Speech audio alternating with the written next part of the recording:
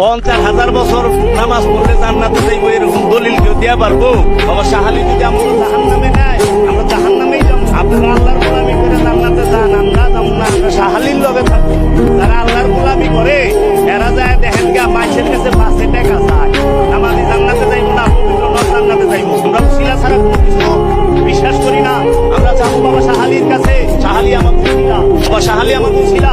বাবা শাহালি যদি আমাকে জাহান্নামে নেয়, আমরা তুমি যেও না কোনো মাজারে, তুমি ঠেকিও না কোনো মাজারে, তুমি বাঁধিও না কোনো তাবিজ। কোরআনের নামে কোরআনকে তুমি এখানে ঝুলাইও না। তুমি মহিলাদের মাসিক অবস্থায় কোরআনকে ঝুলাইও না। কোরআন কারীম এই তুচ্ছ কাজের জন্য আসে। শিফাউল লিল মুমিন।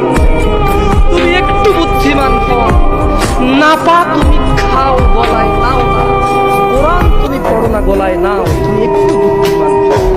তুমি একটু বুদ্ধিমান হও মুমিন। তোমার এখানে যদি সূরা ইয়াসিন থাকে, তোমার এখানে যদি সূরা ইয়াসিন থাকে, তুমি বোঝো তুমি টয়লেটে যাচ্ছ সূরা ইয়াসিন নিয়ে। আল্লাহ